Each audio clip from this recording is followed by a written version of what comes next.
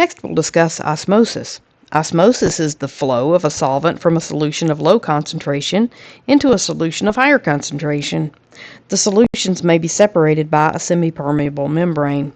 This membrane allows solvent, but not solute, to flow through it. Osmotic pressure is the amount of pressure needed to keep osmotic flow from taking place. Osmotic pressure, given by capital Pi, is directly proportional to the molarity of the solute particles. Osmotic pressure is equal to molarity times R times the temperature, where R is the gas law constant. And the units of osmotic pressure are in atmospheres. If we do a unit analysis, we'll see that molarity is in moles per liter, R is liters atmospheres per mole Kelvin, and temperature is given in Kelvin. So that when we multiply M, R, and T, moles cancels, liters cancels, Kelvin cancels, and we're left with atmospheres. Thus, pi is given in atmospheres. An osmotic cell looks like this. We have a more concentrated solution on the left and pure water or a more dilute solution on the right. These two solutions are separated by a semipermeable membrane. When the water is allowed to flow through the semipermeable membrane, in order to mix the solution and decrease the concentration on the left, due to nature's tendency to mixing, the water will pass through the semipermeable membrane and build up on the left, diluting the solution. It'll continue to build up until it can no longer overcome the pressure due to gravity. And the pressure of the excess solution here, the excess fluid, is equal to the osmotic pressure. When doing our previous calculations involving colligative properties, we were considering non-ionic solutes. So in other words, the change in something like boiling point, the boiling point depression, can be calculated as the mole concentration of the solution times K sub B for that solvent. But that's considering a non-ionic solute. So if we have an ionic solute, for example, something like sodium chloride, it's going to dissociate in solution. So for every 1 mole of sodium chloride that is put into solution, we get 1 mole of sodium ions and 1 mole of chloride ions, or theoretically we do. And this is called a Van Hoff factor. It's represented by a Van Hoff factor.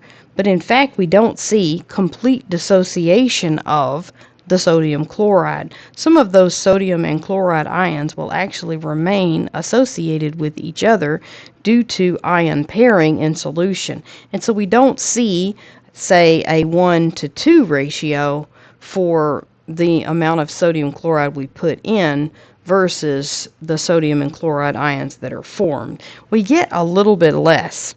And because of that, the Van Hoff factor is going to be a little bit less than we would expect if we had complete dissociation. So we see here the Van Hoff factors for different ionic solutes. For a non-electrolyte solution, we have a Van Hoff factor of 1 because it doesn't dissociate. But for something like sodium chloride, we would expect the Van Hoff factor to be 2, but in fact it's 1.9. For magnesium sulfate, we would expect it to be 2, 1 magnesium and 1 sulfate, and in fact it's 1.3 because these ions associate closely together. For something like magnesium chloride, we would expect 1 magnesium and 2 chlorides on dissociation, so we expect our I to be 3, but in fact it's 2.7.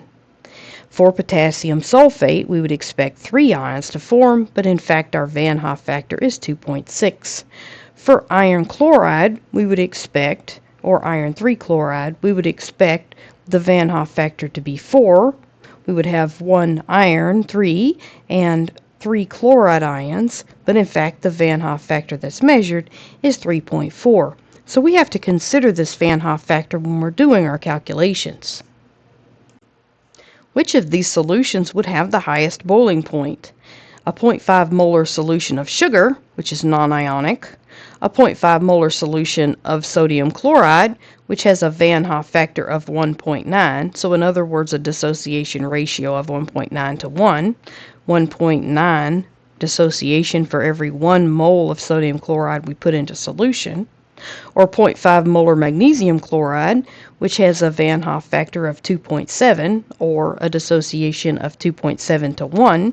We get 2.7 ions for every one formula unit that we put into solution. Which of these would have the highest boiling point? Well, they have the same concentration put into solution, but since the magnesium chloride has a Van Hoff factor of 2.7, that one will have the highest boiling point.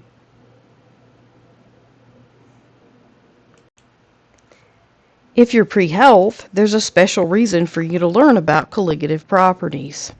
An isoosmotic solution has the same osmotic pressure as a solution inside the cell, and as a result there's no net flow of water into or out of the cell. So we have normal red blood cells on the left in an isoosmotic solution, and we see that they're not deformed. A hyperosmotic solution has a higher osmotic pressure than the solution inside the cell. As a result, there's a net flow of water out of the cell, causing it to shrivel up. In the center, we see a red blood cell in a hyperosmotic solution. A hypoosmotic solution has a lower osmotic pressure than the solution inside the cell. As a result, there's a net flow of water into the cell, causing it to swell. On the right, we have a hypoosmotic solution. In this chapter, we've been discussing solutions so far which are homogeneous mixtures. We can also have mixtures which are suspensions. Those are heterogeneous mixtures and they will separate on standing. Another type of mixture is a colloid, which is also heterogeneous, but colloids don't separate on standing. They generally don't pass through a semipermeable membrane. They have larger particles, and if those particles are hydrophilic, they can be stabilized by the attraction for the solvent, and if they're hydrophobic, they can be stabilized by the charged surface repulsions, and this stabilization keeps them from settling out of solution. We're going to talk about the Tyndall effect and Brownian motion. Here are some types of colloidal suspensions.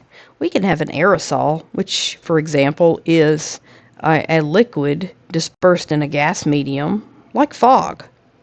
Or we can have a solid aerosol, which is a solid dispersed in a gas medium, like smoke in the air. There can be a foam, which is something like a gas suspended in a liquid, like whipped cream. You can even have a solid foam where you have a gas suspended in a solid. We can have an emulsion where a liquid is suspended in a liquid, like milk, or a solid emulsion where a liquid is suspended in a solid, like an opal. These are all colloidal suspensions, and they're interesting because these colloidal suspensions don't settle on standing. In Chapter 2, we discussed Brownian motion. Brownian motion is motion that occurs in a solution even if that solution is protected by something like a bell jar from the outside environment. It also occurs in gaseous solutions and that sort of thing, and this is due to the natural motion of particles and that exists in all particles due to the energy that is inherent in those particles. A soap is a unique type of colloid because of its unique structure. On one end of the molecule it has an ionic head group, and on the other end it has a nonpolar tail group. The unique structure allows soaps to help oily substances to be attracted to water. These soaps form micelles and emulsify the dirt. Here we see an example of a soap molecule. We have a long nonpolar tail and an ionic head group. So when you put the soap in water, it forms micelles, which can carry dirt down the drain. Here we see an example of a micelle that soap would form. We see the nonpolar tails coagulating around the inside of the micelle, and the polar head groups form the exterior, which are exposed to the water, and this forms the outside of the micelle. So Upon agitation, dirt can be trapped in the nonpolar tails because it's more attracted to those, and then the water can help carry the dirt down the drain due to its attraction for the polar head group.